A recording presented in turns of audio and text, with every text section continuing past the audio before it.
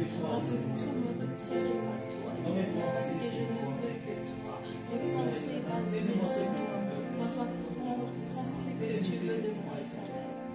Fais de moi ce que tu veux. Éternel, mes amis, taille mon corps bouger, Éternel, dans ton âge. Donne-moi la forme exacte que tu veux, Éternel. Donne-moi la forme exacte que tu veux, Éternel. Papa, Éternel, donne-moi la taille que tu veux. Donne-moi quelque chose que tu veux, Papa. Je suis prête à te suivre. Je suis prêt à dire oui, Seigneur Jésus. Je suis prête à marcher encore avec toi, Éternel. Je marchais avec toi, mais ce n'est pas encore assez. Ce n'est pas encore assez. Ce n'est pas encore assez. Ce n'est pas encore assez. Dans une marche avec toi, Éternel. Allez, passer, ce n'est pas encore assez. Ce n'est pas fini. Fais ton travail. Fais ton travail, le patron des patrons. Mon ami fidèle, mon épouse fidèle, Éternel des armées. Oh, merci Seigneur. Merci Seigneur. Merci Seigneur. Merci Seigneur.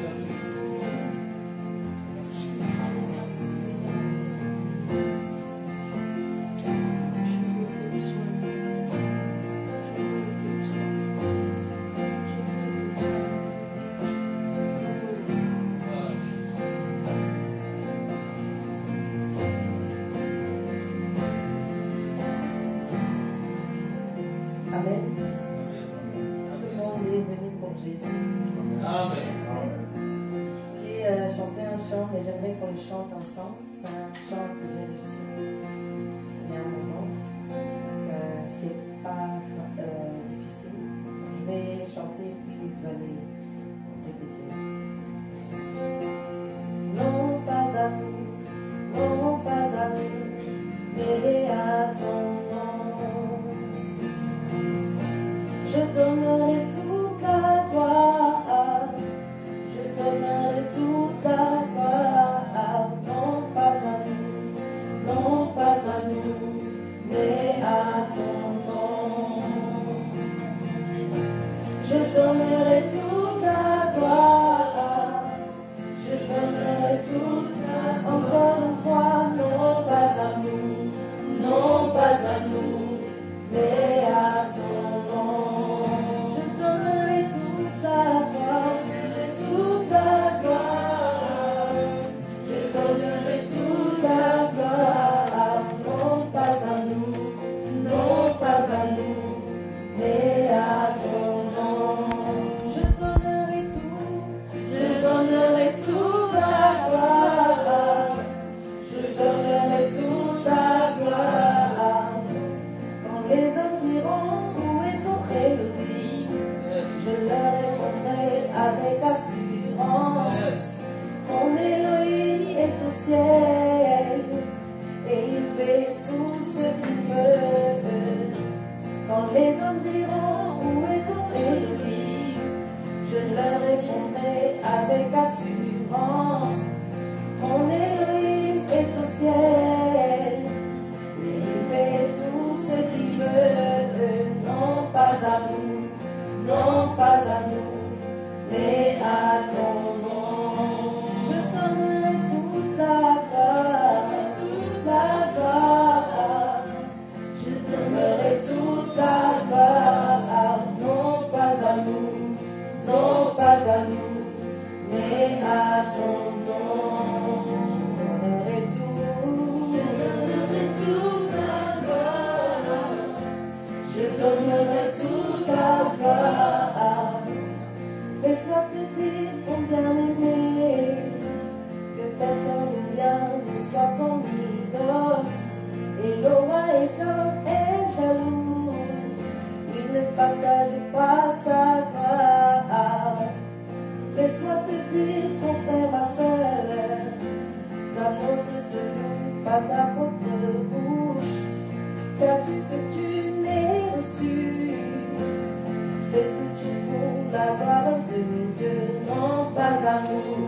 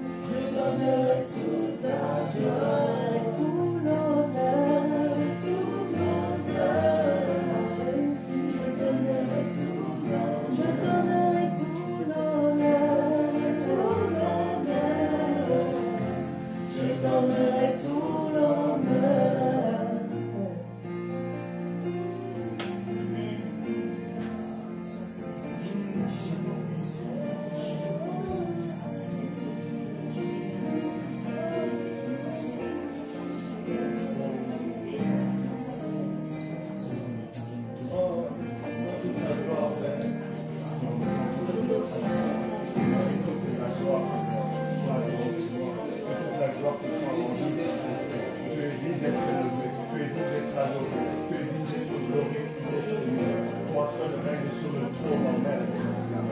Oh, Père. Oh, merci, Saint-Esprit. Nous devons te pouvoir dans ce lieu, Saint-Esprit. Oh, manifeste-toi encore ce soir. Manifeste-toi, Seigneur. Et tout un propos de personne.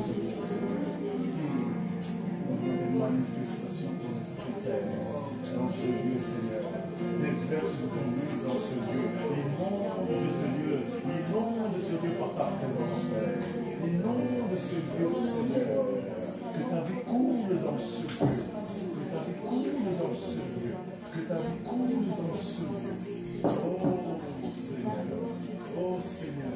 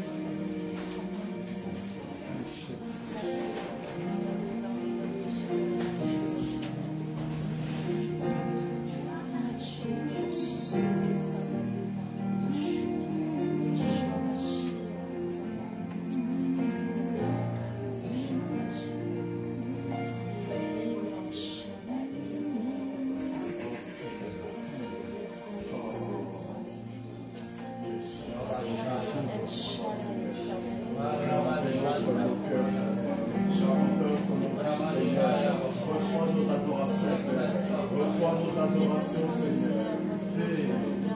Hey, Seigneur.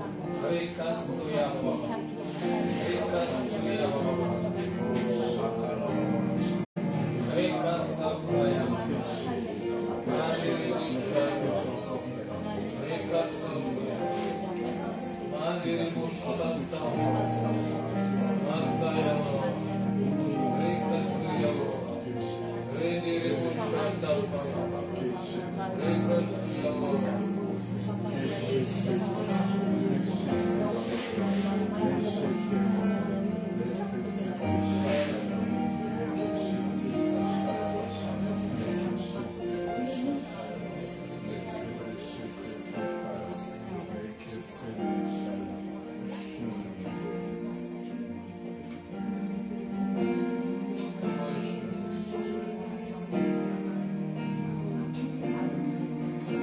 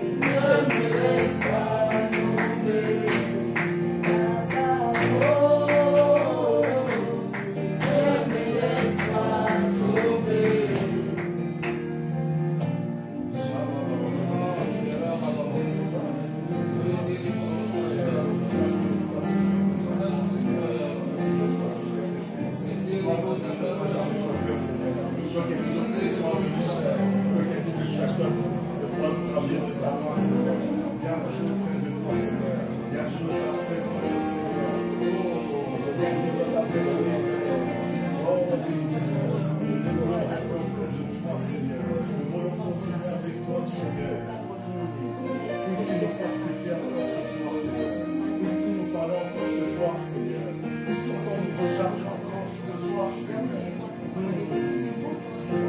Père, recharge mon patrie ce soir, Seigneur. Redonne-nous de la force, Seigneur. Redonne-nous de la rigueur, Seigneur.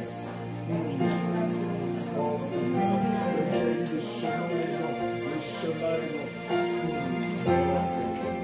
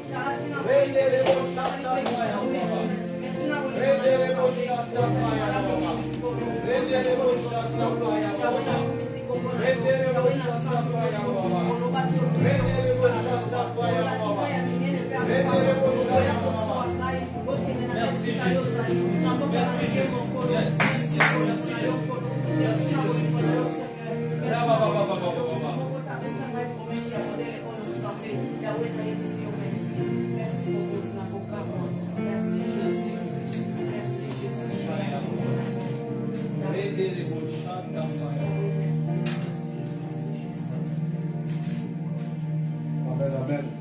Est-ce que vous êtes là? Amen. Pourquoi acclamer le Seigneur?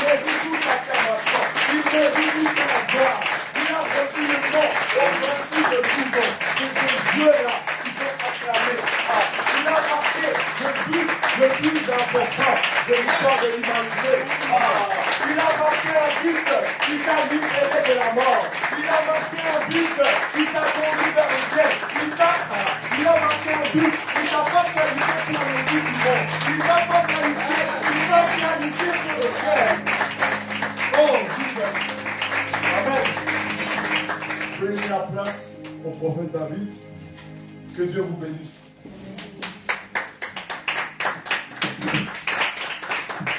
Amen, amen. Est-ce qu'on peut encore acclamer le Seigneur?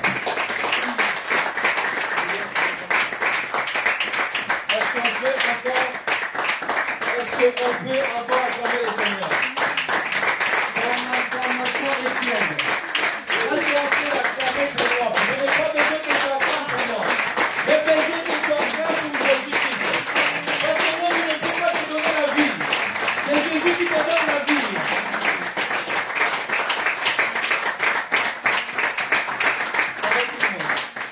Ça va tout le monde? Vous allez bien? Louis là, ça ne promet pas. Hein? Ça va tout le monde? Oui. Non. Si on était dans d'autres pays, dans d'autres continents, les gens marchaient, souvent en Afrique, dans les églises, les gens, les oui là, c'est oui dans la joie. Comme on appelle chez nous les milolos. Les gens vont acclamer. Malgré qu'ils ont la faim, des problèmes, mais ils vont crier. Moi, je vous là, ici en Europe, vous avez tout, mais vous avez du mal même à acclamer les seigneurs. Amen. Est-ce que ça va tout le monde? Oui. Ah, ça commence déjà à aller. Ça commence déjà à aller. Est-ce que ça va tout le monde? Oui. Est-ce que tu es prêt? Amen. Regarde encore une fois ton voisin. Réveille un peu ton voisin. Dis, ton voisin ne dort pas. Si tu dors, tu passeras à côté de quelque chose. Très souvent, on équipe de réveil comme ça. On va voir quelqu'un en train de dormir. Hein? En train de ronfler. Si tu vois ton voisin dort, c'est boulet. Tu dis, ce n'est pas le temps de dormir. Il dit, voisin, répète, regarde lui, il dit, voisin ne dort pas. Je vous connais. Je sais comment ça se passe. Surtout quand c'est la nuit comme ça. On commence à partir à gauche. Il y a un frère qui est tombé un jour sous la chaise en pleine église. Il était en train de ronfler. Amen. C'est comme ça qu'on passe à côté de beaucoup de choses. Parce que le Seigneur veut nous parler, le Seigneur veut nous faire du bien. Mais le problème, c'est que des fois, on est distrait, on est au culte, nos pensées sont ailleurs, on est à la maison. C'est comme ça, des fois, on lutte contre les esprits de lourdeur, c'est comme ça. Mais quand on rentre ici, corps, âme, esprit, nous devons être connectés à Jésus-Christ. Quand tu rentres ici, tes pensées doivent être disposées. Amen. Et tes pensées doivent être disposées. Yes, yes, yes. Est-ce qu'on m'attend bien? Amen. Est-ce qu'on m'attend bien? Amen. Je vais acheter des Pâques. Okay. Normalement, c'est la fête qu'il faut fêter. Je le répète encore. Vous fêtez pour des Noël. Mais pas que vous ne voulez pas fêter. Ah, que Dieu aide l'Église à comprendre certaines choses. Chaque chose a son temps. Il y a des choses qu'on va comprendre petit à petit au fur et à mesure qu'on va avancer. Amen. Dieu va nous faire fermer les yeux. Est-ce que tu peux juste remettre en mode streaming, s'il te plaît? En streaming. Ferme tes yeux. Ah, Jésus. Merci, Jésus, pour ta bonté, pour tout, pour ce que tu fais. Seigneur, je te demande une chose d'effacement. Toi, parle à travers moi. Moi, je ne sais pas prêcher. Je suis rien, Seigneur. Je n'ai pas les capacités. Je ne sais pas parler, Père.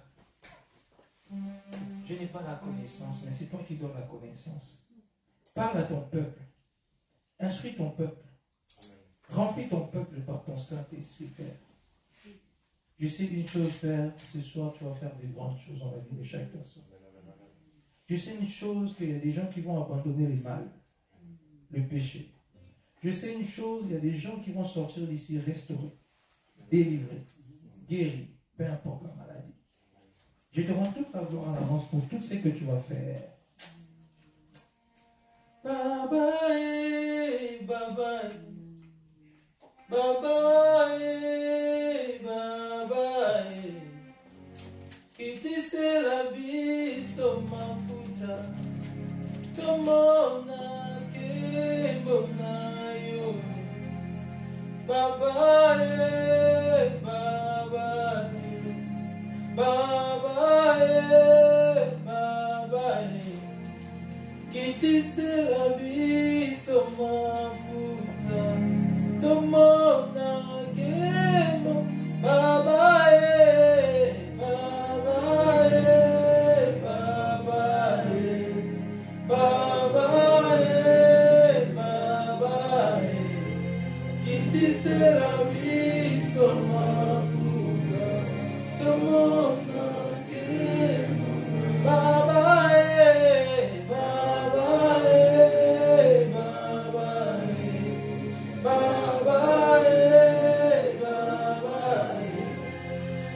c'est la vie, sur ma futa, tomona, et via mon acquis, que bona, yobe, que bona, Moïse a mon acquis, que bona, yobe, que bona, Paul a mon acquis, que bona. Yahweh, Yehona,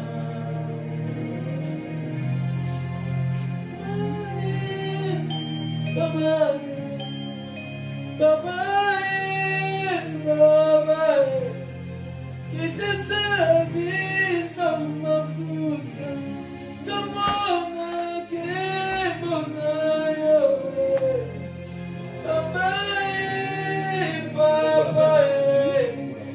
Papa, papa, qui te sert la vie sans ma futa, tomona que, papa, papa, chante avec moi, c'est simple cette chanson. C'est lors d'un marathon de prière, l'homme de Dieu qui est au péril jouer le Seigneur m'a inspiré cette chanson. C'est une prière. Et ma foute à l'huile, quand on parle de ma foute, c'est l'huile. L'huile est représentée à l'onction. Baba, baba,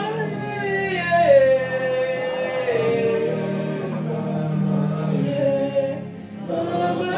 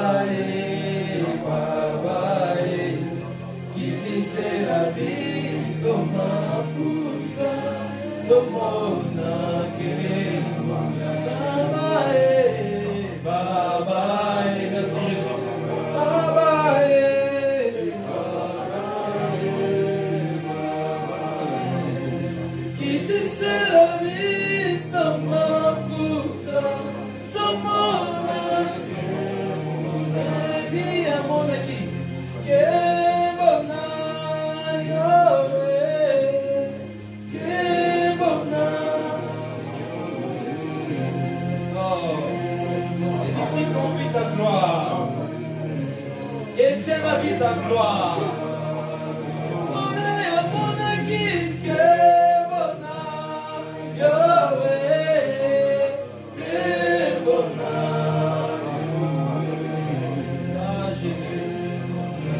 Les apôtres ont vu ta gloire. Étienne a vu ta gloire. Paul a vu ta gloire. Jean a vu ta gloire. Oh.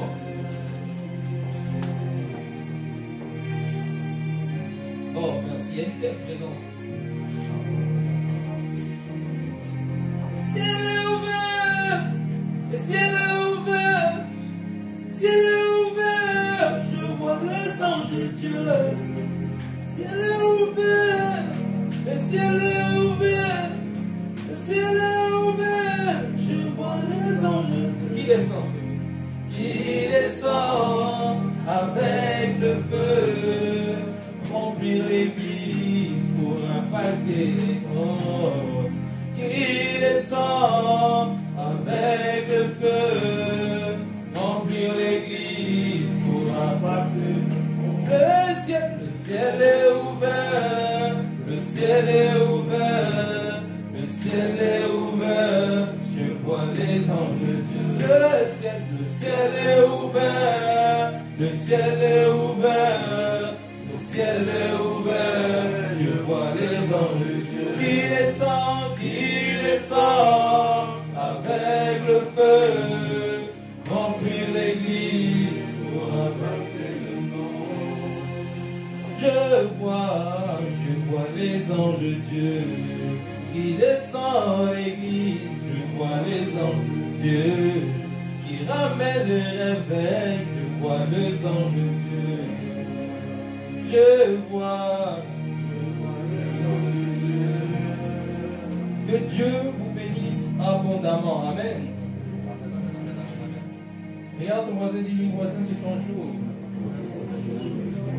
C'est le jour que Dieu veut te faire du bien. C'est le jour que Dieu veut te visiter. C'est le jour que Dieu veut te saisir. C'est le jour que Jésus veut te changer. C'est le jour que Jésus veut te transformer.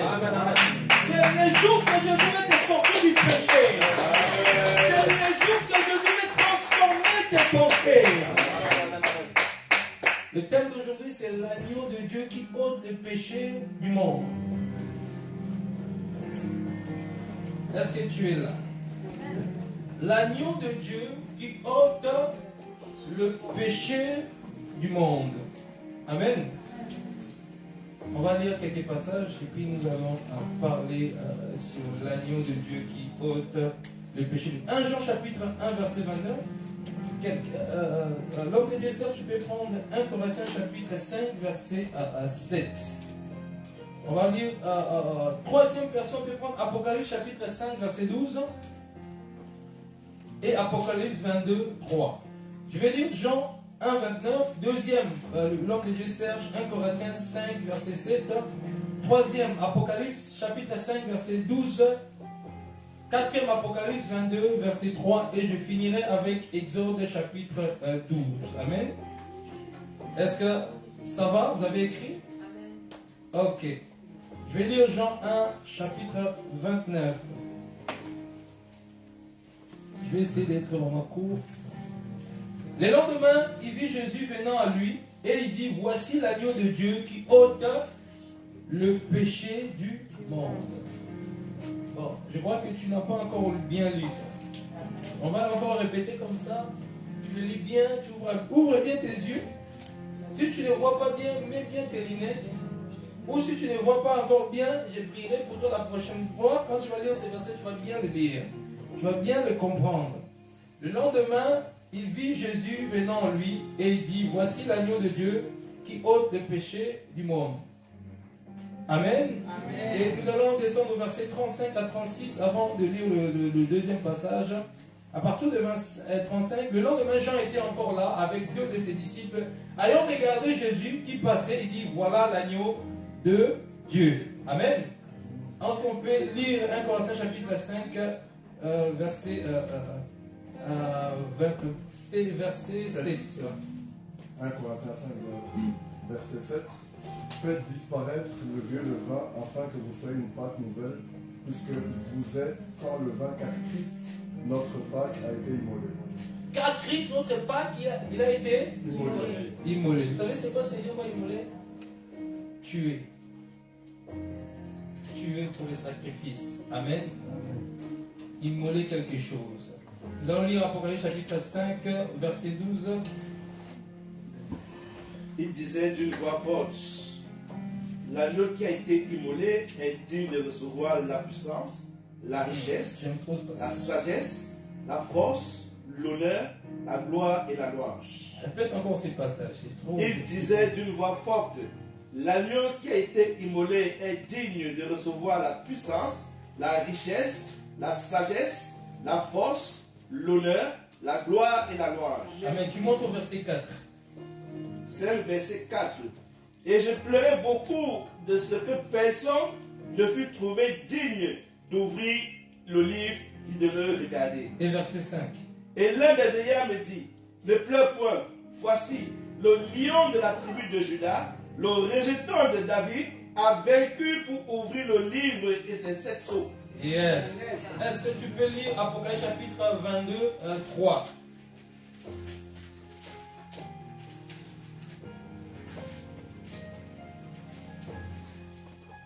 Apocalypse 22, verset 3. Il n'y aura plus d'anathème. Hmm. Le trône de Dieu et de l'agneau Yes. sera dans la ville. Ses serviteurs le serviront et verront sa face. Le trône de Dieu et de l'agneau sera où? Dans la ville. Amen. Amen. Est-ce qu'on peut lire le livre d'Exode et puis je vais décoller à travers ça. Exode chapitre 12. On va lire Exode chapitre 12, on va le parcourir. Amen, jusqu'à 12. Je le lis à partir du verset 1. L'Éternel dit à Moïse et à Aaron dans le pays d'Égypte, c'est moi qui sera pour vous le premier de mois, sera pour vous le premier de mois de l'année. Parlez à toute l'assemblée d'Israël et dites les deuxièmes jours de ce mois, on prendra un agneau pour chaque famille, un agneau pour chaque maison, un agneau pour chaque famille, un agneau pour chaque maison. Verset 4. Si la maison est trop peu nombreuse pour un agneau, on le prendra avec son plus proche voisin. Selon le nombre de personnes, vous comprenez, vous compterez pour cet agneau, d'après ce que chacun peut manger. Ça sera un agneau sans défaut, mâle, âgé d'1 an. Vous pourrez prendre un agneau ou un chevreau.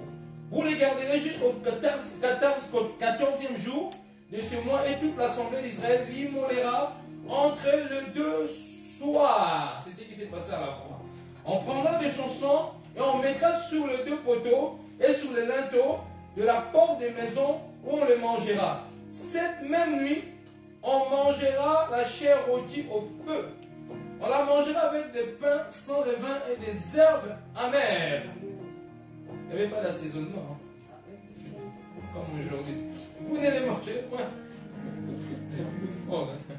Vous ne mangerez point à demi-cuit et bouilli dans l'eau, mais il sera rôti au feu avec la tête des jambes à l'intérieur. Vous n'en laisserez rien jusqu'au matin.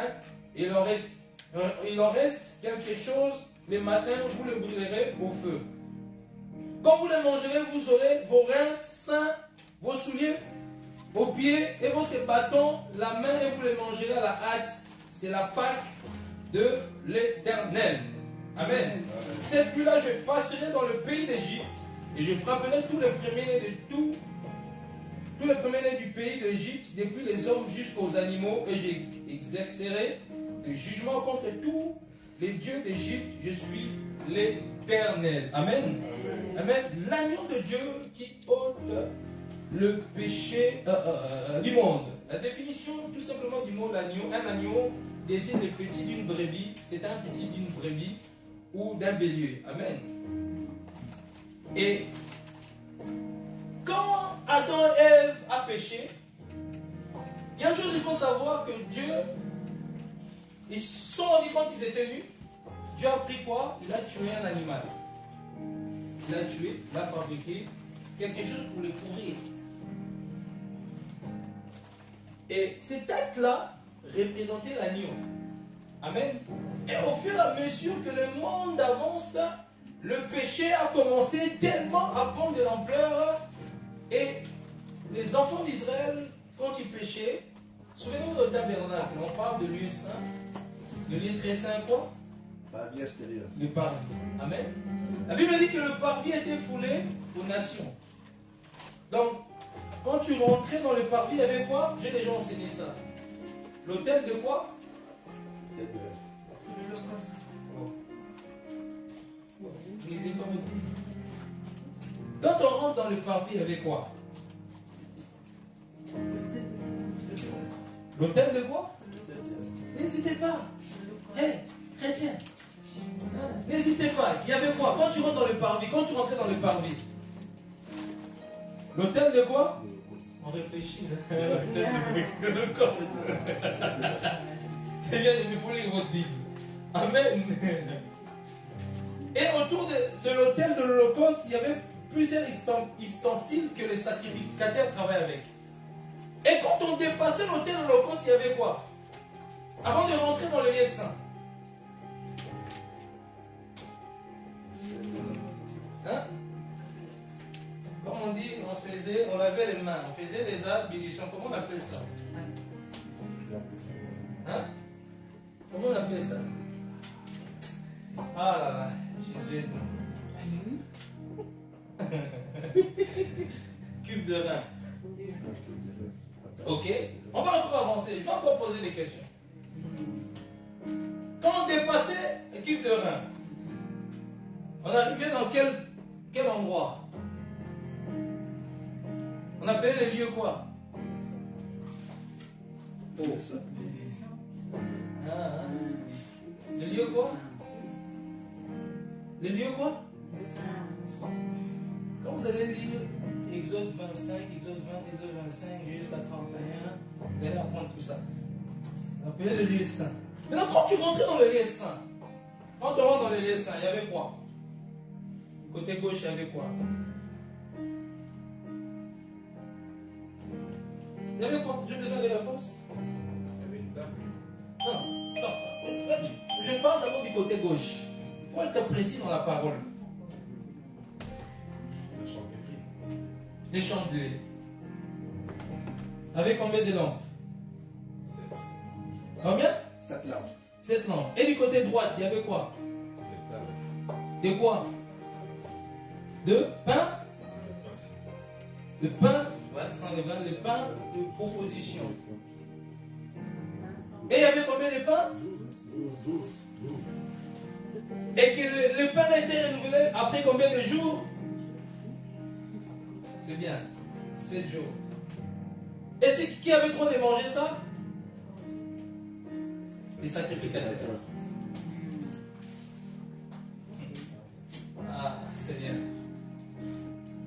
Bon, je vais sauter ça.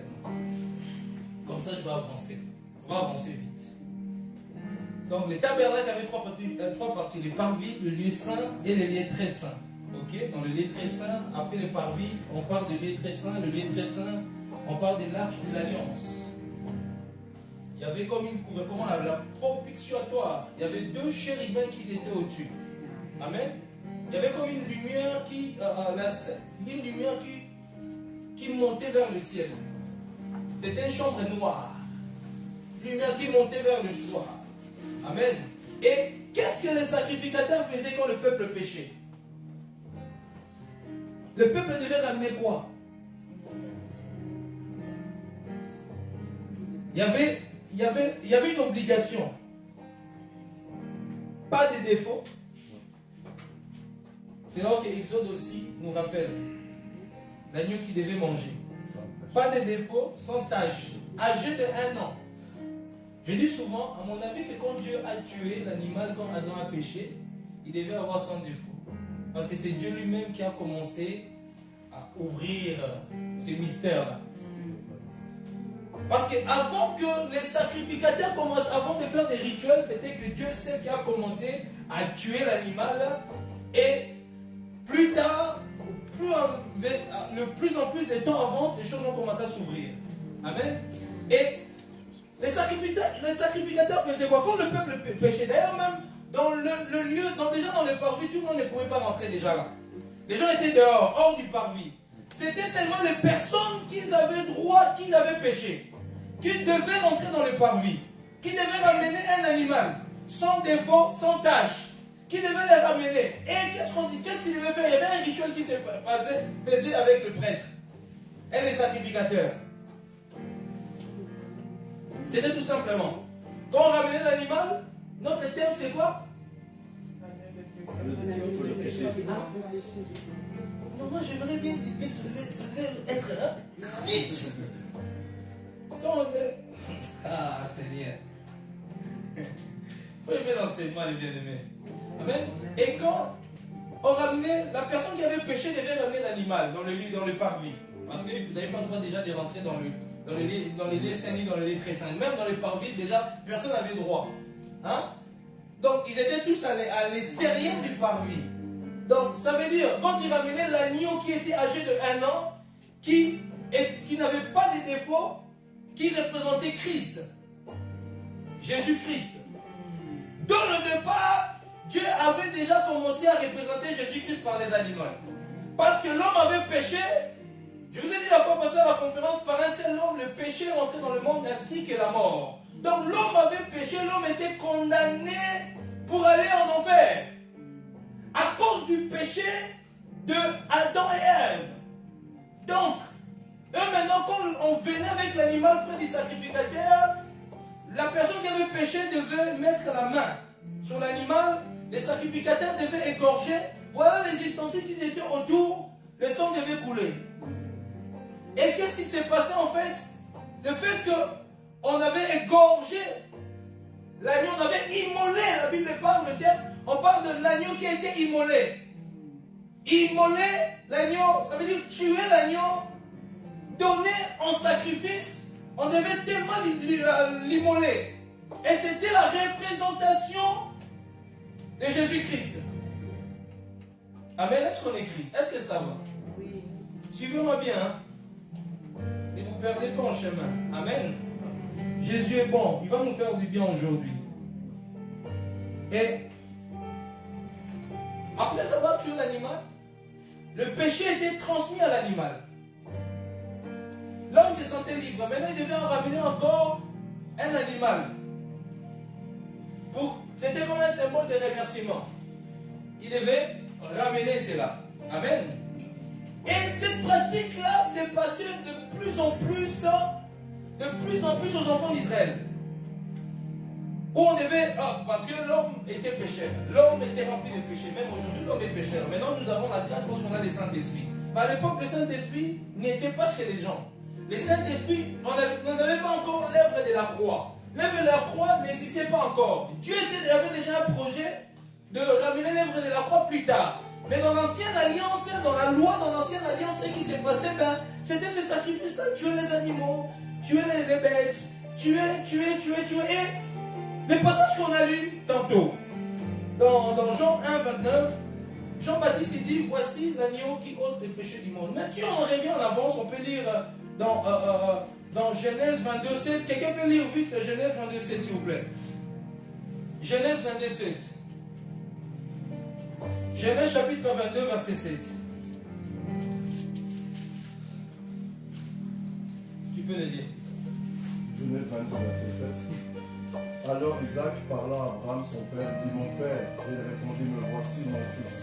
Isaac reprit, voici le feu et le bois, mais où est l'agneau pour l'holocauste? Après Abraham, il dit quoi? Dieu?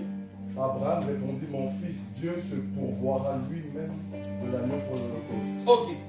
Amen. Donc là, on est en train de parler de l'agneau qui ôte le péché du monde. Je vous ai expliqué que quand Adam a péché, Dieu a tué un animal qui représentait Christ. Je vais encore rajouter quand Abel, qui préfigure Christ en fait. Abel a été tué par son frère. On pourrait dire que c'est comme un sacrifice. C'est l'image du Christ Abel. Et je vous ai expliqué par rapport au parvis Dieu saint et les très saints. Je vous ai expliqué comment ça s'est déroulé quand quelqu'un péchait. Je vais expliquer cela. Là maintenant, je suis en train de vous expliquer quelque chose qui est très important. Jean-Baptiste a présenté des années plus tard, a présenté l'agneau. Il a dit, voici l'agneau qui ôte le péché. Mais quand on revient en arrière, Isaac va demander, Dieu va demander, tester Abraham. Abraham, prends ton fils, va les sacrifier. Abraham va aller. Il va prendre son enfant. Je pense qu'Abraham, il devait avoir mal quand même parce que c'était le fils de la promesse. C'était bon, il avait 2 enfants, mais c'était vraiment le fils de promesse. C'était pas Ismaël, comme disent d'autres, mais c'était Isaac. Ok? En allant au chemin, à mon avis, il n'avait pas dit même à Sarah, parce que vous avez les mamans. Toi, tu vas tuer mon fils. À mon avis, il avait caché. Les mamans sont très émotionnelles. Tu vas tuer mon fils, juste qu'il a fait des choses en cachette. Mais là, pendant qu'il marchait, je suis sûr que le papa, Abraham, était quand même, ça lui a peut-être touché. Tellement qu'il aimait Dieu, il ramenait son fils. Il ramenait son fils. Mais le fils, il pose une question, il dit, papa, voici le bois. Voici le feu. Mais où est l'agneau? Abraham était perturbé. Mais cette question qui vient comme ça, en fait, est-ce que je Alléluia. une question aussi simple et compliquée qu'Abraham, je suis sûr qu'il est resté une minute de silence. La seule réponse qui est venue dans son esprit, comme il n'avait pas encore la réponse, c'est parce qu'il ne savait pas que Dieu allait pouvoir l'agneau, mais poussé par l'esprit de dire que Dieu pourvoira. Mais il n'avait pas complètement répondu à la réponse parce que pendant qu'il marchait, il aurait dû dire j'ai l'agneau dans mon sac. Il aurait dû dire j'ai l'agneau quelque part. Mais Abraham, tellement qu'il n'avait pas la réponse, il va dire Dieu pourvoira. Mais il y a une personne qui a répondu à cette question. Il y a une personne qui a répondu à cette question. Que Abraham avait du mal à répondre. C'est Jean-Baptiste. Voici l'agneau qui ôte les péchés du monde. Il a répondu à la question de Père Abraham. Le plus tard, des milliers d'années plus tard, il va répondre à cette question que Isaac avait posée. Il présente maintenant au peuple qui représente Isaac, il leur présente, il dit, voici l'agneau qui ôte le péché du monde. Je dois diminuer enfin qu'il puisse quoi? J'ai l'impression, si vous parlez, si vous êtes timide, ça va bloquer même dans la révélation, ça va me bloquer. Répondez, réagissez, mes bien-aimés. Amen. Ok. Revenons dans l'Exode. Ils étaient esclaves en Égypte pendant des années. Pendant des années.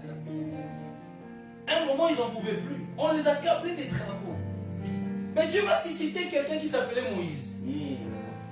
Dieu va susciter quelqu'un qui était d'abord lui-même dans la maison des pharaons. Yes. Et il va tuer quelqu'un, il va fuir. Dieu va les rencontrer dans le terre des mendiants. Où il aura sa femme Séphora là-bas. Dans un buisson de feu. Dieu va la rencontrer là-bas. Dieu va lui donner une mission. La mission, c'est d'aller sortir le peuple de l'esclavage. De sortir du trou de Pharaon. Moïse va débarquer là-bas avec un autre fou de Jésus, de Dieu. Avant, ils vont débarquer comme des malades avec des bâtons. Pharaon, libère le peuple. Pharaon, il regarde. Il dit, mais c'est quoi, c'est qui ces escrocs-là? Moi, j'ai l'armée la plus puissante au monde. Il faut savoir que l'empire, les Égyptiens étaient puissants. On a appris par rapport à Daniel, les empires qui se succèdent. C'était quoi, on a appris? Lion? C'est quoi après? Hein? Non, lion. Après, ça s'est suivi. Après? Bon, je vais poser des questions à ceux qui étaient là. Hein? Bon, Steve. Après lion, il y avait quoi? Après, il y avait ours. Oui. Après? Un tigre. Un léopard. Tigre. Ah. Je vais sortir ça où? Ghislaine? Léopard. Patricia? Après, l'animal inconnu, le dernier. Ok. Les lions représentaient quoi? Oui. Et l'ours? L'empire Médo-Perse. Léopard? Grec. Avec qui? Avec Alexandre le Grand. Et le quatrième animal représentait qui? L'empire romain. l'Empire romain. Amen. Est-ce qu'on peut acclamer les seigneurs? On commence à rentrer. Il y a des choses que je vais commencer à vous faire ça. Rappeler, comme ça rentre bien. Comme ça, la connaissance rentre bien. Amen. Ok. Donc, Moïse va débarquer comme ça. Pharaon, libère mon peuple. Libère mon peuple. Pharaon dit, moi, c'est quoi cet escroc-là? Il vient avec un autre fou, avec un bâton. Normalement, quand on va libérer un peuple, on ramène une armée. Mais eux, ils vont débarquer comme ça, c'était pas sérieux. Pharaon, les dieux. Il dit, quel Dieu? Moi-même, je suis Dieu. Pharaon lui-même, il était Dieu dans l'époque. Pharaon, libère. Il regarde, il dit, mais c'est comme si, imaginez-vous vraiment. Hein? Bon, comment je peux imaginer ça dans notre temps? Dans l'époque d'Hitler, Hitler était puissant. Imagine-toi, Hitler sur son trône, il est assis. Un petit homme là, chrétien qui vient. Hitler, libère les juifs. Arrête de faire du mal aux juifs. Tous 700 armés. Qu'est-ce qu'il allait dire? Elle a dit Poutine. Ça paraît un peu bizarre. Parce que normalement, quand on va libérer un peuple, on se prépare avec une armée aussi puissante. Une armée très forte, une armée puissante. Mais eux, ils vont débarquer comme ça. Ils vont jeter bâton, ça va se transformer en serpent. Ils ont dit, bon, ici aussi, nous aussi, on a l'habitude de le faire. C'est des petites choses, eux aussi, ils vont jeter. Ils ont vu que les serpents de Moïse étaient puissants. Et puis tu as commencé à faire des grandes choses. Puissantes. Le but, c'était de libérer les enfants d'Israël pour les sortir de l'esclavage. Et puis, tellement que Pharaon résistait, il y a eu plusieurs plaies qui ont été frappées en Égypte. Vous les connaissez, je vous épargne des détails. Après, Pharaon était toujours têtu. C'est là que Dieu, dans Exode 12, va se révéler à Moïse encore. Il m'a dit, réunis le peuple, mangez l'agneau en entier, avec le plus proche voisin, avec les herbes amères, rôti. Il n'y avait pas d'assaisonnement, comme je dis tantôt. Il n'y avait pas de muscade. Il n'y avait pas des arbres des provinces. Il n'y avait pas de cubes magiques pour les Congolais. Il n'y avait pas du sel. Il n'y avait pas, c'était pas salé. Tu devais manger cru. Bouilli. Comme ça. Et Dieu, qui devait prendre les sang, mettre ça sur les poteaux, sur les linteaux. En fait, quand l'ange de la mort, l'agneau là qu'on devait tuer, c'est Christ en fait. C'est l'agneau qui ôte les péchés du monde en fait. C'est l'agneau qu'on devait tuer, on devait l'immoler en fait. Moïse avait déjà commencé un travail de la croix. Moïse avait déjà commencé un travail de la croix en tuant l'agneau. Et qu'on devait le manger comme ça. Maintenant, quand on parle de manger comme ça, c'était brisque. Un pauvre agneau, on devait les tuer comme ça, les manger comme ça. Pas l'assaisonnement, on devait les manger crus. C'est ce que les Juifs ont fait à Jésus-Christ. Ils l'ont frappé. Ils l'ont tabassé. Ils l'ont maltraité. Ils l'ont fait tellement du mal. Comme un agneau qu'on bat à l'abattoir. Mais ils ne savaient pas que quand les enfants d'Israël faisaient cela, c'était leur Pâques. On appelle ça la Pâque. Il faut savoir qu'il y a des types de Pâques. Il y a les Pâques chrétiennes et les Pâques juifs. Les Pâques chrétiennes et les Pâques juifs. Le Pâques chrétien, c'est tout simplement la résurrection de Jésus-Christ. Amen. Le Pâques chrétien, c'est la résurrection de Jésus-Christ. Le Pâques juif, on appelle le Pessah. Ça s'appelle le Pessah. C'est la sortie de l'esclavage de l'Égypte. C'est ça leur Pâques. La sortie de l'esclavage de l'Égypte, c'est parce qu'ils étaient esclaves. Dieu les avait libérés. Vous allez jusqu'aujourd'hui, ça. Les Juifs fêtent cette Pâque à Pessah. Ils fêtent ça en fait pendant 7 jours. Pendant 7 jours. Donc on partage l'agneau. Ces jours-là, on mange l'agneau, on célèbre. Ils se rappellent encore. Leur père, depuis qu'ils étaient en Égypte, ils se rappellent encore. Ils commémorent l'esclavage de l'Égypte et leur sortie. Amen. Et les années passent. Jésus va débarquer sur la terre. Et donc un agneau sorti droit du ciel. Donc, il est né, sorti du ciel tout droit, fraîche. Et cet agneau-là que je vous ai parlé dès le départ devait avoir sans ride, sans tache. La seule personne qui avait cette capacité-là, parmi les hommes, c'était Jésus.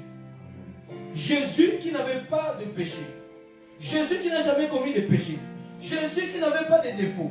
Jésus qui n'avait pas de jambes cassées, le cœur avec beaucoup de défauts. Non. C'est cet agneau-là, dès le départ, que les sacrificateurs en train de sacrifier, c'est que les hommes sacrifiaient pour donner, le sacrifice à Dieu. C'est cet agneau immolé, Jésus-Christ, est venu dans le monde pour libérer toute l'humanité. C'est pour cela, Jean, quand je vous rappelle, Jean dit, voici l'agneau qui ôte le péché d'humanité. Cet agneau-là qui était immolé, qui va être immolé plus tard. Et les gens, les disciples ne comprenaient pas cet agneau-là. Ils marchaient, ils vivaient comme tout le monde.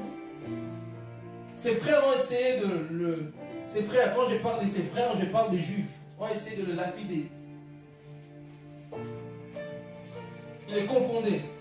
Ils venaient lui poser des questions pour le troubler. Ils faisaient tout pour le faire du mal. Mais ils n'arrivaient pas. Ils guérissaient des malades. Ils ressuscitaient des morts. Ils enseignaient la parole de Dieu. Ils prophétisaient. Ils guérissaient des malades. Ils délivraient des personnes. Parce qu'il avait une mission de passer à la croix de Golgotha. Il avait une mission de délivrer tout un peuple. Il avait une mission de sortir l'humanité du tombeau.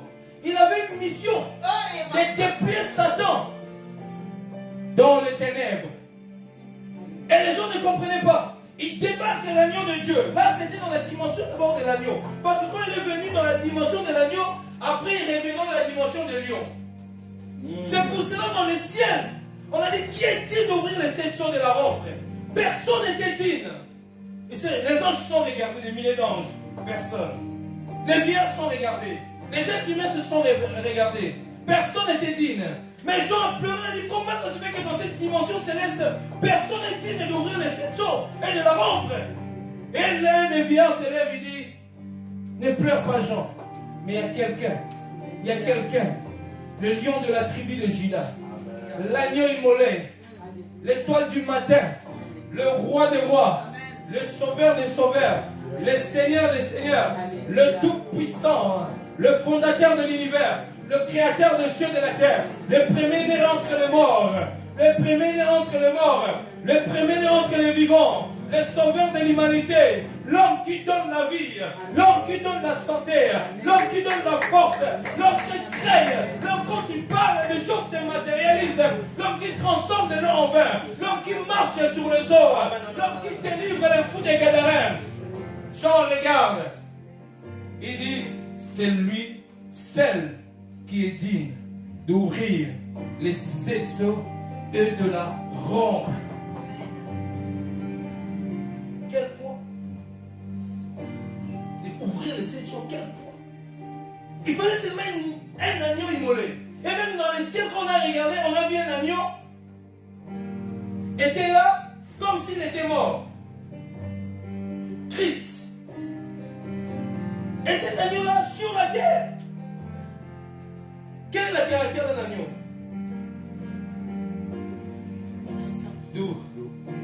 Douce. Calme. Il n'est pas sauvage. L'agneau n'est pas brutal. Mais le lion est comment? Féroce, brutal. Deux dimensions de Jésus. La dimension de lion et la dimension de l'agneau. La dimension de l'agneau, quand il est venu sur la terre, marcher, prendre les 12 disciples. Les disciples ne comprenaient pas. Ils parlaient avec amour. Ceux qui avaient des problèmes du sang, ils étaient guéris. Ceux qui ne voyaient pas, malgré que Bartimée disait, fils de David, aie pitié de moi. Les protocoles, j'aime bien les répéter, les protocoles, les gardes du corps peuvent te faire rater ta bénédiction.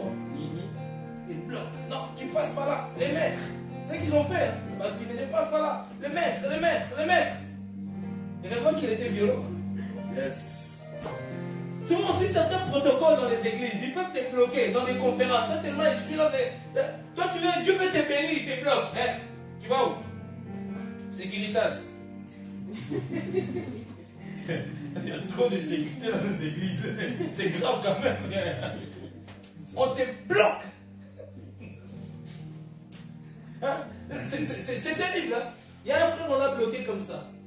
Il était violé, il a profilé, on a prié pour lui. Oh, Dieu a déclenché des choses. Il faut être comme Bartimée. Dieu l'a guéri après. Hein? Non. L'agneau, il a pris. Il a guéri des malades. Un jour, il passe. Il y avait un fou des Gadarins. Il a guéri. Il a guéri. Il était possédé de plusieurs légions. Mais Jésus l'a guéri. Parce que c'était ça sa mission sur la terre. C'était de sauver, premièrement, de sauver les gens. La première mission principale, c'est de mourir à la croix.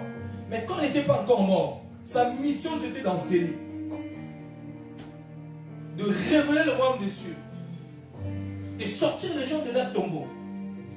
De bouger le monde. De détruire le royaume des ténèbres. Et c'est pour cela que les pharisiens ne comprenaient pas. Les pharisiens étaient envoyés par Satan. Possédés par Satan. Pour lui poser des questions, maître, est-ce qu'on peut payer les impôts? Des questions du piège. Les regarde. Rends à César ce qui est à César, à Dieu ce qui est à Dieu. Hein? Ils étaient graves. Ils essaient tout de vouloir le piéger. Des questions. Et à un moment tellement qu'il était tellement spirituel, à un moment ils n'osaient plus à poser des questions parce qu'il les faisait taire. Il était tellement rempli, déjà à l'âge de 12 ans, il parlait dans les temples, il posait des questions, même le sacrificateur était dépassé par son intelligence. Parce que c'était la dimension de l'agneau qui est doux.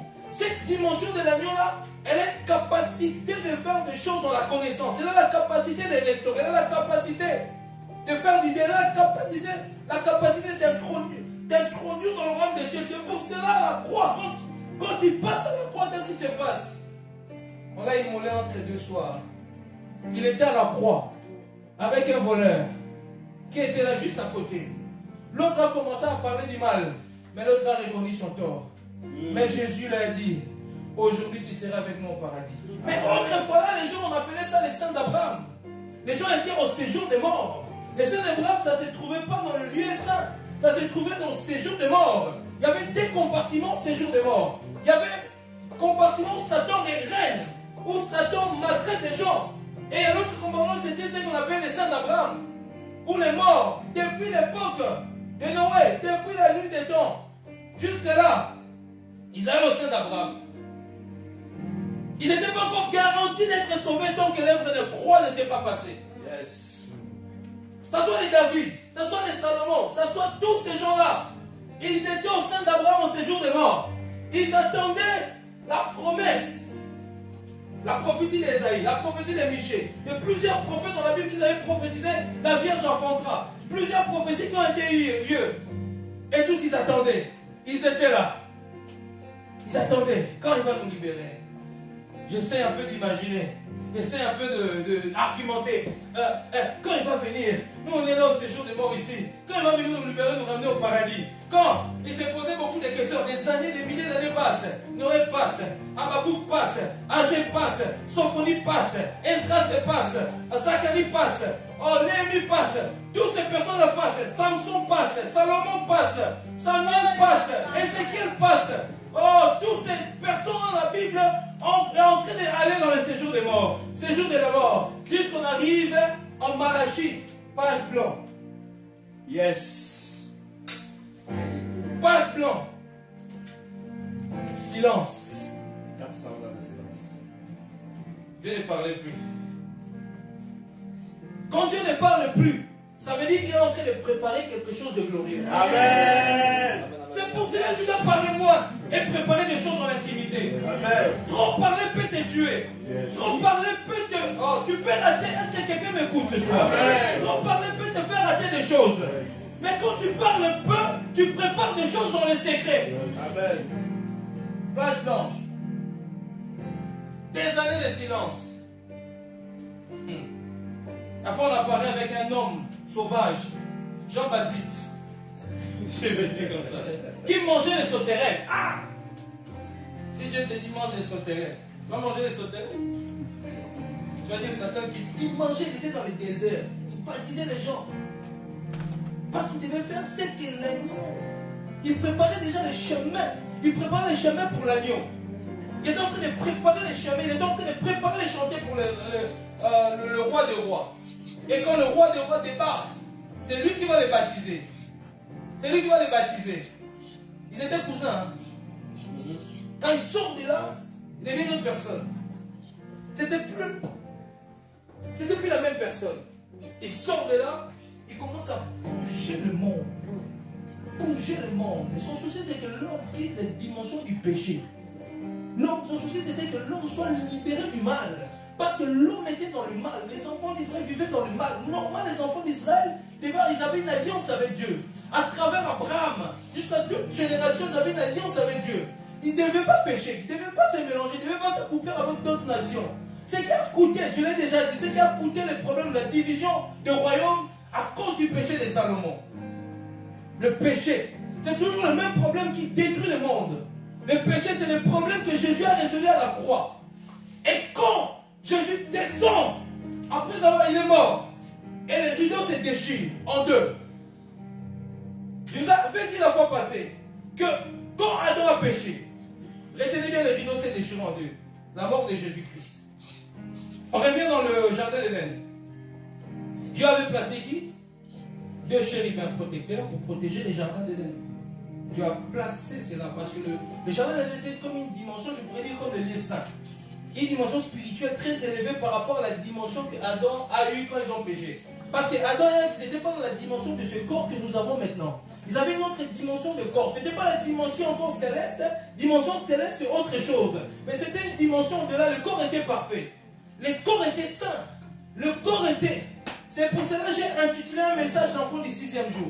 Je vous avais expliqué les processus de premier jour, 2e jour, 3e jour dans Genèse. Quand il dit il y a eu un soir, il y a un matin, premier jour. Il y a un soir, il y a un matin, 2e jour. Il y a un soir, un matin, 3e jour. Il y a un soir, un matin, 4e jour. Il y a un soir, un matin, 5e jour. Il y a 6e jour. Dieu dit créons l'homme à notre image selon notre ressemblance. Je vais expliquer ce processus-là. Les rideaux se déchirent. On revient dans les jardins d'Éden. 2 chérubins représentaient les rideaux. L'accès. L'accès. Est-ce que je peux parler? Est-ce qu'on me comprend? L'accès, c'est quoi l'accès? Quand les rideaux se déchirent, ça veut dire que l'homme n'avait pas le droit de rentrer dans les jardins d'Éden. Le jardin d'Éden, l'image du paradis. L'homme n'avait pas le droit de rentrer dans le paradis. Quand les rideaux se déchirent, qu'est-ce qui se passe? Ça veut dire que les chérubins ont libéré la place en fait que Jésus descend dans les champs inférieurs de la terre, libérer les captifs. Quand on parle de libérer les captifs, c'est les Abraham qui étaient au séjour des morts. C'est les Noé qui étaient au séjour des morts. C'est plusieurs personnes qui étaient au séjour des morts. Enfin de les ramener là où il a dit au voleur ce soir, il sera avec nous au paradis. Ils sont maintenant au paradis, mais ils ne sont pas encore. La Nouvelle Jérusalem, on n'est pas encore dans la Nouvelle Jérusalem. Ils ne sont pas là où ça se trouve Dieu. Oh. Tu vois qu'ils sont là où ça se trouve Dieu. Dans la maison de mon père, il y a plusieurs demeures. Je mérite où je suis que vous serez. Écoutez bien ça. Je suis mal libéré. La Bible dit que ce jour-là en Israël, le corps des saints en sortit. Et c'est qui ce corps des saints? Donc les gens qui sont morts depuis longtemps. Les gens les ont vus. Les gens les ont vus. Mais après, qu'est-ce qui s'est passé? Ils avaient quel corps? Physique? Non. Ils avaient quel corps? Corps glorieux. Corps spirituel. C'était juste un passage pour montrer au monde qu'il y a quelqu'un, l'agneau de Dieu, qui a été immolé. Il est ressuscité entre les morts. Ça veut dire que nous sommes les témoins. Nous venons au séjour des morts dans le camp d'Abraham. Nous venons vous montrer que peuple de Dieu, donnez vos vies en Christ. Parce que la Bible dit que les enfants, tout le monde les a vus. Après, ils n'étaient plus là. Ils sont montés avec Christ. Au paradis. Au paradis, dans l'une des compartiments. Ils ne portaient pas encore le corps promis. Corinthiens nous parle de corps célestes.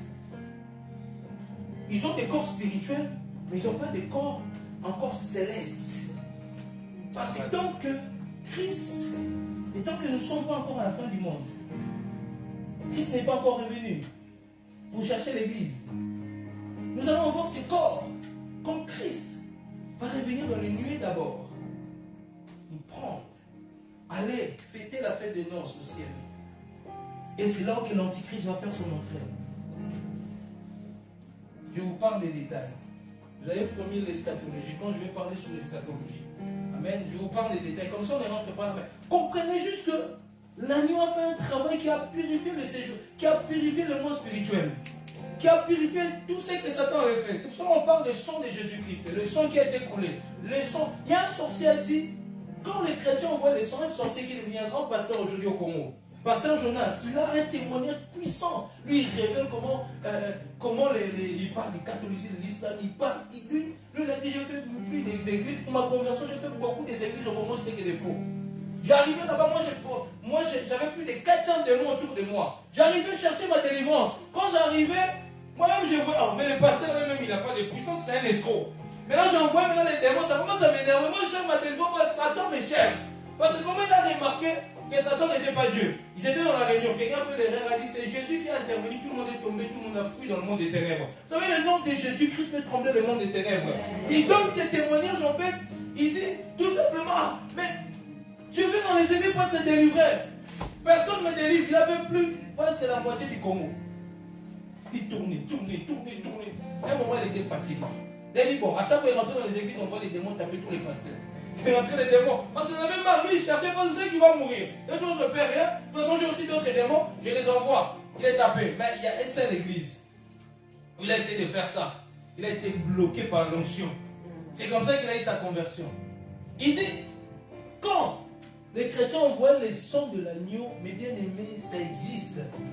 Il dit, tout le monde des ténèbres a peur. Tout le monde tremble.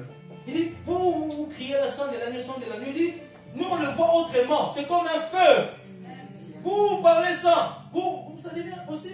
Et c'est bon aussi avec les chrétiens. On est devenu trop religieux. Ça devient comme, le sang de Jésus est devenu comme si on buvait de l'eau. Sang de l'agneau, sang de l'agneau, sang de l'agneau, sang de l'agneau. Vous pensez que c'est des biscuits? Vous pensez que c'est les biscuits de Lidl? Sang de l'agneau, non! Arrêtez tout le temps, sang de l'agneau. Vous pensez que c'est un jeu? Que Dieu nous délivre de l'immaturité spirituelle. Dans la dimension paradis, ils sont là parce qu'il y a un agneau qui a été immolé, qui a ôté le péché du monde. Donc ça veut dire que toute personne qui croit en Jésus-Christ est la vie éternelle parce que le monde des ténèbres, le monde spirituel a été purifié par un sang. Ça n'aurait plus l'accès de même rentrer au ciel. Parce que dans le temps de Job, il pouvait encore aller au ciel. Discuter avec Dieu. T'as pas vu mon serviteur Job? Il discutait. On parle des fils de Dieu au ciel, des anges. On parle de Dieu au ciel. On parle de Satan aussi, bien se réunir avec lui. Lisez le livre de Job. Et là, il n'a plus accès du tout dans le domaine spirituel. Quand on parle que Satan était au ciel dans le paradis, il y a des dimensions. Ce n'est pas la dimension, les sions, le mont Sion, là, Dieu. Mais c'est une autre dimension de l'esprit. Il ne faut pas comprendre les choses terre à terre. Ne voyez pas les choses terre à terre. Parce que dans le montagne des Sion, Satan n'avait pas le droit de rentrer là. Et qu'est-ce qui se passe? Mais ils sont au paradis. Ils attendent l'enlèvement de l'église. Nous allons voir des corps glorieux.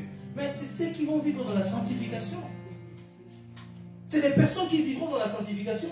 Mais si tu ne vis pas dans la sanctification, mes bien-aimés, tu n'auras pas un corps glorieux. Ta place sera les séjours des morts. Vous savez, c'est quoi les séjours des morts? C'est même pas les tombes de feu. Le tombe de feu est fermé. Personne n'a pas encore visité. Le tombe de feu, les lacs de feu que l'Apocalypse nous révèle est fermé. La personne qui va goûter en premier, c'est le faux prophète. Hein?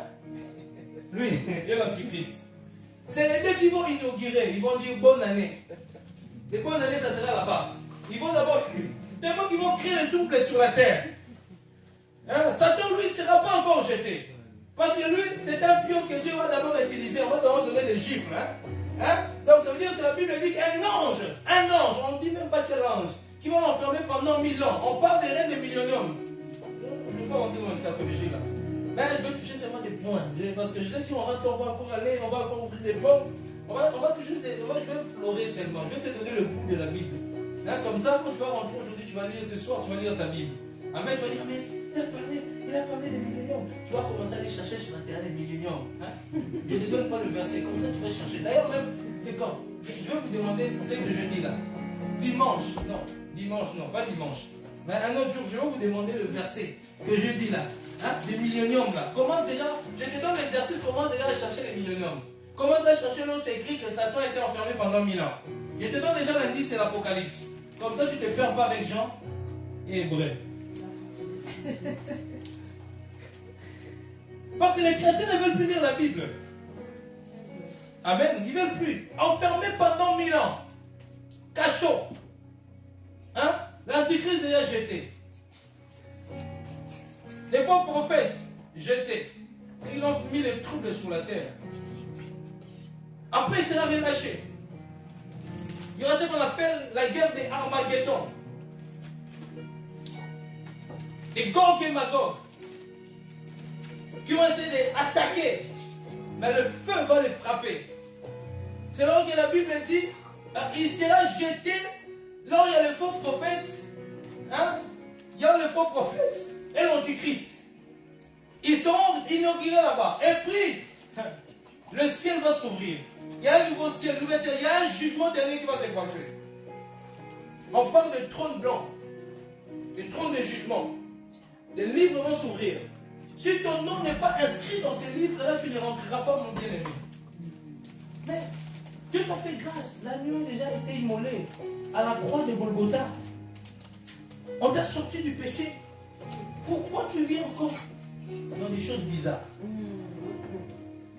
Pourquoi tu vis encore? Tu dis que tu as laissé Jésus-Christ. Toi là, tu te saoules. Quand tu prends Jupiler, quand tu prends Gordon, hein? Tu bois. Mais les sangs de l'agneau coulaient pourquoi? Pour toi. Les sangs de l'agneau coulaient pourquoi pour toi? Pour décorer, pour faire beau, pour faire genre. Mais c'est le temps où nous devons se concentrer à Christ, à comprendre l'œuvre de la croix. L'œuvre de la croix, ce n'était pas en vain. C'est que le pécheur sort de leur tombe. Le pécheur, c'est toi et moi, Dieu nous a pris du péché. Vivons encore dans le péché que la grâce abonde, surabonde. Loin de là. Nous sommes morts avec Christ, ressuscités avec lui. Pourquoi tu vis encore dans ces choses-là? Pourquoi tu ne veux pas abandonner ces choses-là? Tu veux rater la Nouvelle Jérusalem, cette ville magnifique qui descendra du ciel. Ça ne sera pas là-bas, ça sera ici sur la terre. La terre elle sera renouvelée, qui va descendre comme un habit, qui va descendre, qui va fusionner avec la terre. Et des villes, des villas. Tu veux rater ça? Marcher sur de l'or. Qui veut marcher sur de l'or? Qui va avoir des vraies villas? Pas des villas avec les hommes, des vraies villas. Des villas avec des chaises en or, tout en or. Hein, des villas plus que l'homme le plus riche du monde. Et tu n'as pas la villa ici sur la terre. Sois même dans deux fois dans la joie, c'est bien. Mais préfère encore mieux là-bas. Imagine-toi, tu as la villa ici au ciel, t'as rien.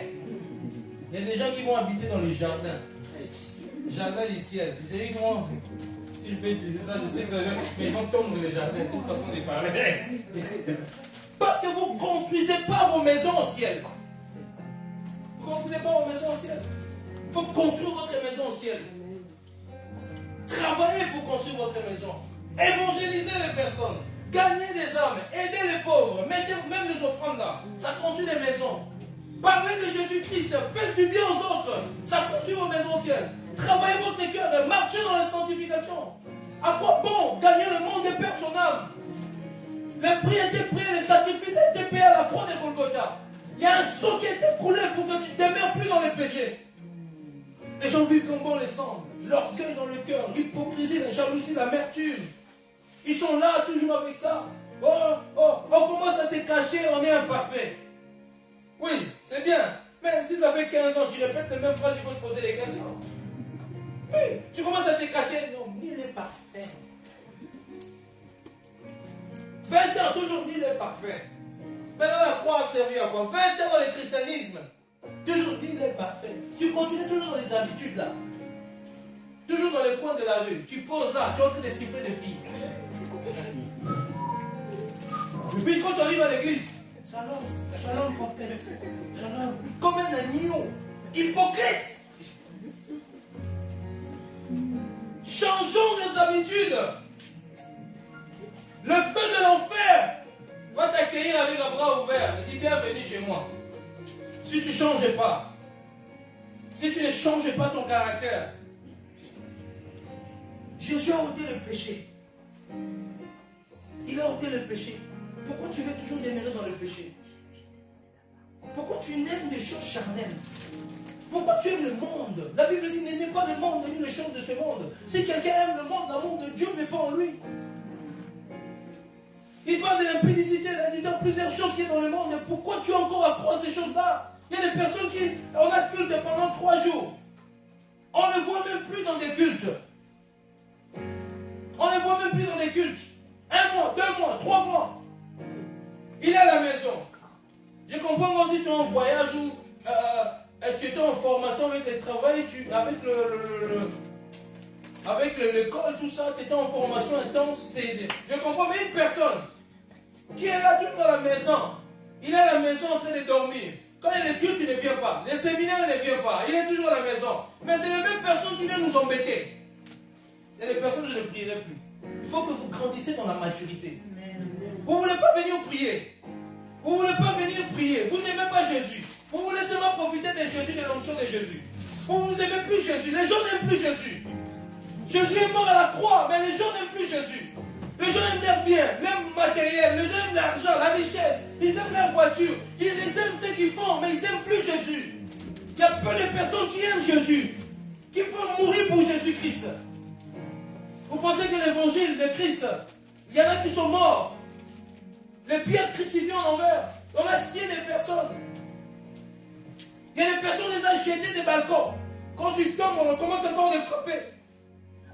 Vous pensez que c'était en vain? Des chrétiens ont été jetés dans les fosses aux lions. Et ils adoraient Dieu. Des femmes enceintes, ils adoraient Dieu. L'empereur Néron a tué beaucoup de chrétiens pour l'évangile de Jésus-Christ. Mais jusqu'à quand tu vas rester dans le péché?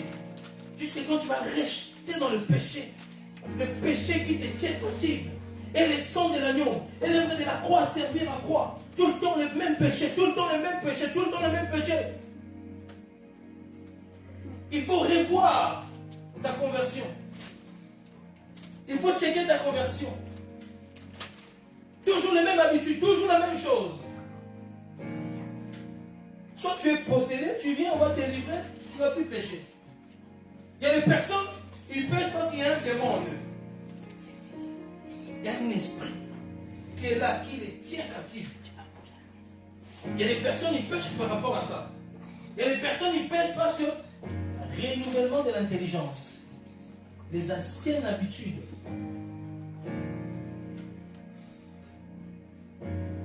Il faut se battre. On est dans un moment, on est dans un combat spirituel. On est dans un combat spirituel. Et si on ne se réveille pas, mes bien-aimés, Jésus viendra comme un voleur.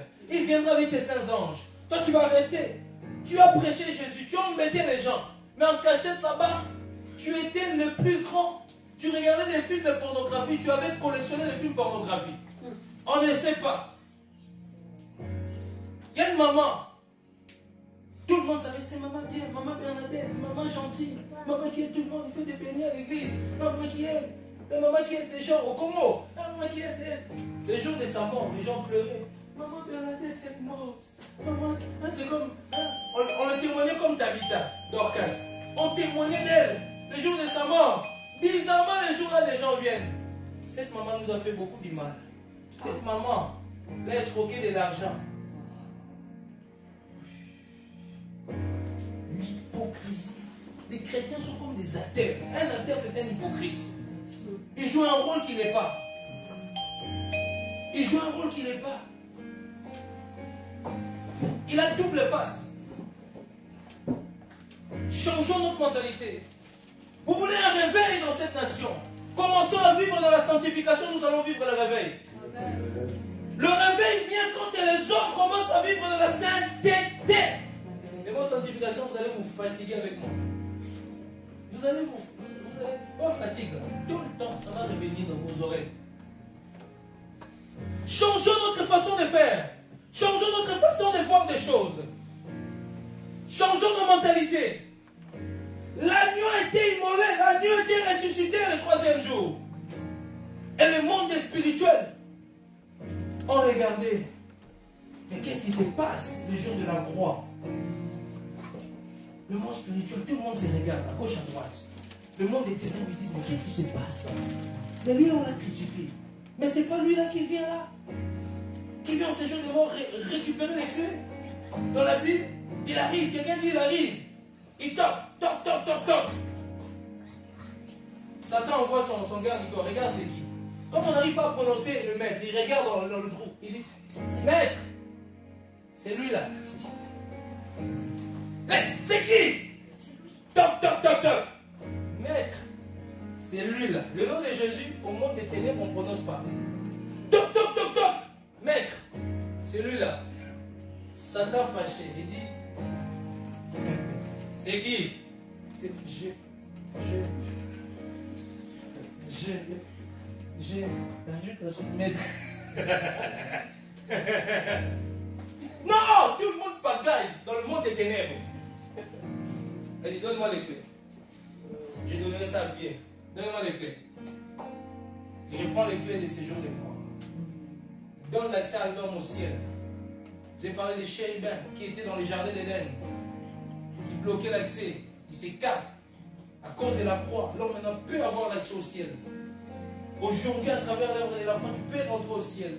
Si seulement tu t'alignes ta vie, si seulement tu marches dans la crainte de Dieu, si tu abandonnes tes habitudes, abandonnes l'impudicité, abandonnes l'adultère, abandonnes la convoitise, si tu abandonnes ces choses-là, il y a une force d'attraction, une puissance qui va se te saisir, une puissance qui va te faire du bien, qui va te restaurer. Parce que Dieu veut restaurer l'église. Dieu veut restaurer l'église belge. Nous sommes rentrés trop dans la distraction de l'église belge. Trop dans la distraction. Chacun pour soi. Guerre entre pasteurs. Guerre entre hommes de Dieu. Guerre entre fidèles. Quand les deux pasteurs ne s'attendent pas, les membres aussi ne s'attendent pas. On dirait que c'est grave. Deux pasteurs ne s'attendent pas. Au moins, les membres disent non, on n'est pas d'accord avec vous. Non. Les membres aussi sont aussi. Si le pasteur jette une bombe là-bas, les membres aussi jettent la bombe. Donc ça devient comme un bras de fer. C'est charnel. On est dans la distraction pendant que les occultistes sont en train de créer des lois, travailler, on plein de lois. Aujourd'hui, même dans d'autres pays, les enfants de 8 ans commencent à le prendre des sexes. On met des personnes devant, ils sont déshabillés, les enfants sont assis en train de remonter, on prendre des sexes. Pendant que l'église est dans la distraction. Qui a le plus grand église? Qui a battu un moment luxe? Qui a le plus d'onction? Qui est le prophète qui prophétise plus avec les détails? Que le pasteur qui prêche avec le feu? Le plus. Pendant que les occultistes du monde des ténèbres sont en train d'opérer, travailler, créer des lois, travailler, bloquer les chrétiens, bloquer, faire des lois, créer des guerres, créer des choses, des sangs qui coulent. Vous pensez que la guerre qui est en Russie là, vous croyez c'est quoi? C'est le plan du monde des ténèbres, c'est les sacrifices du monde des ténèbres, des mondes des sacrifices à plusieurs présidents qui sont dans ce monde, afin que le sang coule. Quand le sang coule, la force de l'occultiste grandit. Quand ils vont signer les pactes, on dit il faut du sang, tel sang. C'est pour ça là, vous allez voir, il y a des événements, des accidents, crash d'avion, crash comme ça, la guerre là-bas, tsunami dans tel pays, l'ouragan dans tel pays. La plupart, c'est des entités qui provoquent ça. Il dit maudit soit ce qui excite les léviathans. Le léviathan, il provoque ce que je vous ai dit, ce qui est tremblement de terre. Il provoque les tremblements de terre, les léviathans. C'est un jour qui va dire maudit soit ce qui excite les léviathans. Parce que dans les dimensions spirituelles, il y a des gens qui travaillent, qui connaissent certaines lois. Il dit Job, est-ce que tu connais la loi du ciel? Tu connais la loi du ciel? Il y a des choses qui se passent dans le monde céleste. Mais plusieurs personnes de ce monde sortent du corps. Sortent du corps. Les sorciers. Ils se retrouvent en train de voter des lois. Vous pensez que les lois vont vous ramener des lois? Ici, là. Comme on dit chez les Congolais, les Cadiens piment. Moi, toujours comme ma grand-mère me disait ça, ça me faisait toujours rire. Hein? Vous êtes là. Alléluia, amen, amen. On frappe, on saute, on danse. Loi a été votée, puis que tu arrives à l'information, tu dis non, tu commences à te révolter. Non, trop tard. Prie. Vous savez ce que Jésus a fait à la croix? L'agneau nous a donné la force, la capacité de déplacer les montagnes, de parler à des choses. Amen. la croix nous a donné la capacité de travailler sur la terre comme Dieu en minuscule. Dit, je t'ai fait Dieu devant Pharaon et Aaron ton prophète. Si nous ne comprenons pas ces choses-là, mes bien-aimés, on va passer à côté de beaucoup de choses. La vie tient qu'à ça. Le monde va vite. La technologie, vous pensez la technologie, c'est pourquoi? Ils sont en train de préparer la marque de la bête. Électronique, ces choses-là. Vous pensez que la révolution de la technologie, c'est pour faire quoi? Mais c'est lié à l'Antichrist. Quand l'église sera au ciel, mais vous allez tous, on va tous savoir où vous habitez, déjà on sait déjà. Ça devient encore plus obvieux. On va vous mettre une puce. Oui, vous voulez pas, vous allez vous ramasser. Quand l'église sera au ciel, on va vous planter une puce. Sous la main droite. Oui. C'est déjà, vous savez, cette puce, ça s'appelle RFI, quelque chose comme ça. Elle a été préparée depuis les temps pour les animaux. Depuis la nuit des temps pour les animaux. Et dans notre pays, déjà, on commence petit à petit. Quand Jésus va revenir, tout le monde, on va te dire non, c'est pour tes infos à cause des voleurs, ta carte d'identité, ta carte de banque, toutes tes informations se trouvera là. Vous allez devenir comme des robots comme ça. L'Antichrist, 3 ans et demi, il va faire comme s'il est gentil. Il va faire comme s'il est gentil. Et puis il va montrer sa vraie face. Il va montrer sa vraie face. C'est là où il va même aller s'asseoir au temple comme a fait Antiochus et Titus. Rentrer dans les temples. Mettre un porc dans les temples. Il va s'asseoir. Les Juifs vont remarquer que ce n'est pas notre Messie. C'est là qu'il y aura un réveil. Mais ça sera que les nations vont attaquer les Juifs. C'est là qu'ils vont crier vers leur Dieu. Et c'est là que Jésus va revenir. Amen. Mais bien aimé. Mais nous on sera au ciel déjà avec lui. Mais toi tu veux rater le ciel pour le péché? Il va encore essayer la masturbation. Je vais encore essayer quel plaisir ça fait. Donnons-nous plaisir, faisons-nous plaisir, c'est bien. Le péché, ça te pousse à faire des choses. Quand tu es rentré dedans, tu as du mal à t'en sortir. En même temps, Satan te dit, continue. De toute façon, tu ne peux pas dire ta honte. Il te met la honte de confesser.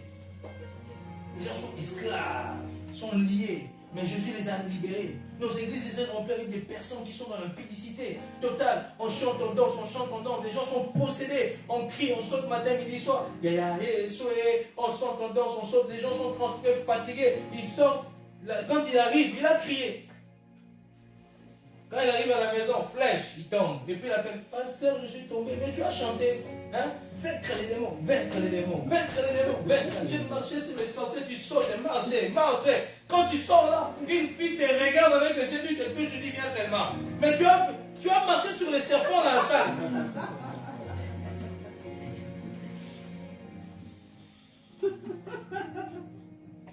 Je regardais des chrétiens, ils ont mis un podium au Congo, ils ont commencé à chanter. Hein? Marcher sur les satans, marcher sur les chanter. Le podium est tombé, ils sont tous tombés. Quelqu'un a écrit Satan a marché sur eux.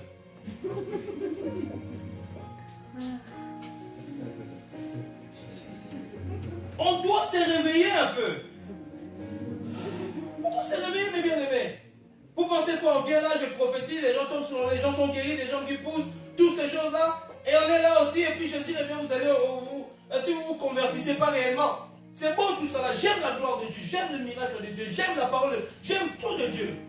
Mais n'oubliez pas la priorité, c'est le ciel. Amen. Il disait, répandez-vous car le royaume de Dieu est proche. Je viens vous rappeler juste les paroles de Jésus. Répands-toi car le royaume de Dieu est proche. Il est temps que tu mettes ta vie en ordre. Quand les gens vont commencer à marcher dans la sanctification, il y aura une onction spéciale pour le réveil. Le réveil viendra quand le peuple va abandonner le péché.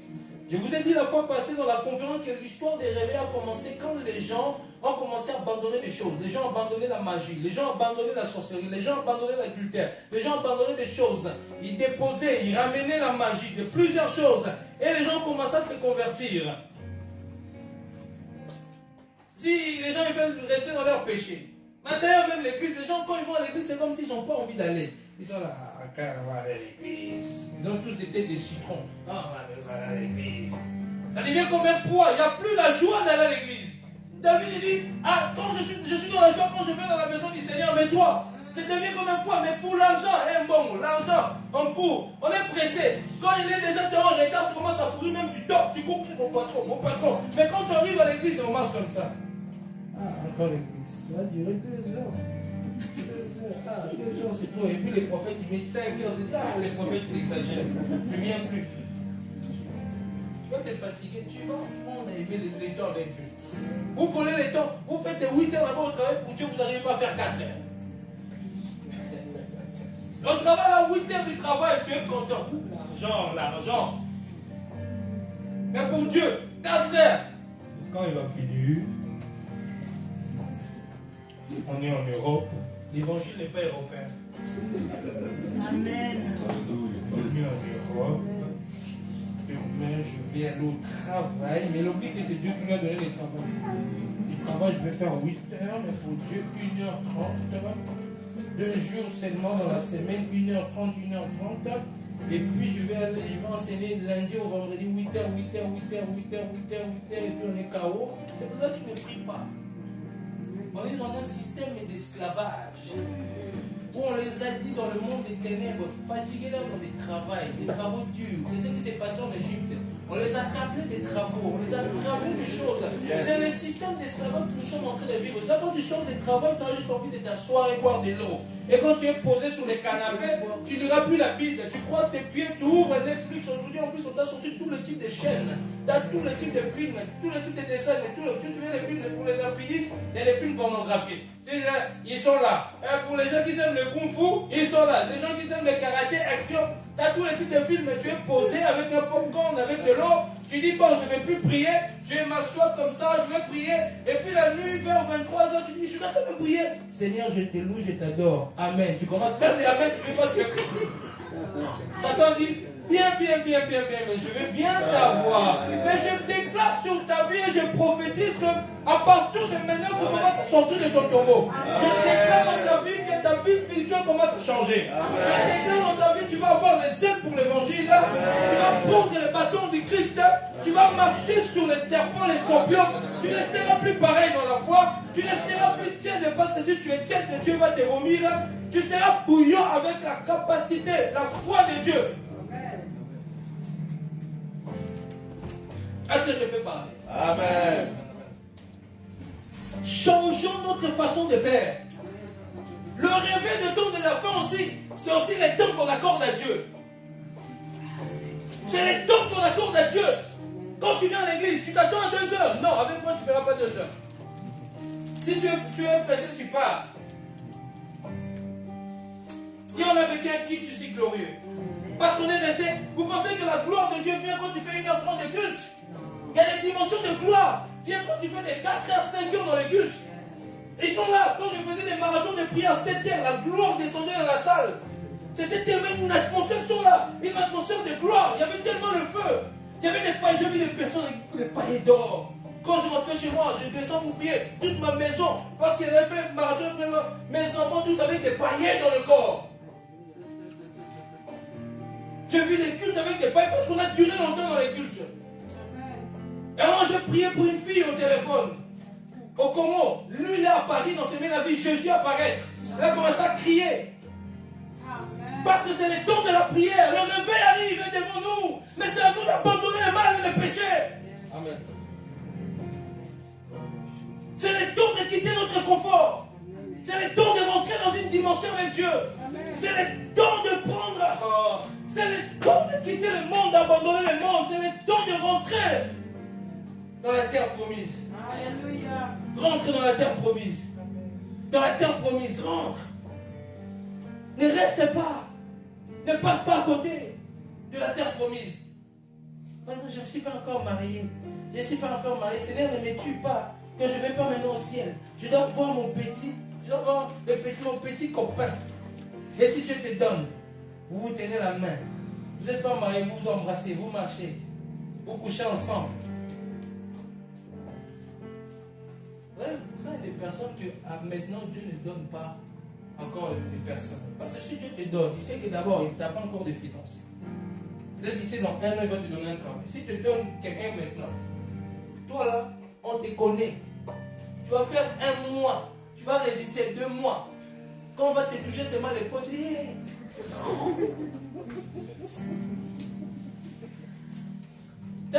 dis, Seigneur, donne-moi, donne-moi, donne-moi. Seigneur, donne-moi. Oh non. Seigneur, il te regarde et dit, ah, je préfère les ramener au ciel. Parce que les frères là, la soeur là, si je le donne maintenant à quelqu'un là, parce que pour l'instant, je sais qu'il aura un travail dans 1 an. Entre ces 1 an, vous êtes ensemble, vous regardez dans les yeux. Vous regardez dans les yeux. Ça va? Ça va? Ça va? Ça va? Et puis bisous ici. Et puis on serre le bras. Et puis bisous là. Et puis ça vient là. Et puis on se touche. Et puis on tombe. Et puis on dit, Seigneur, pardonne-nous, nous sommes que des pauvres pécheurs.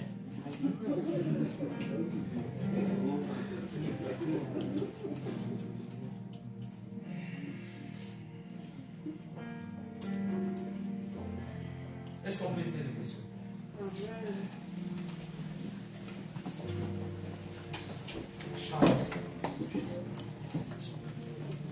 Bien aimé.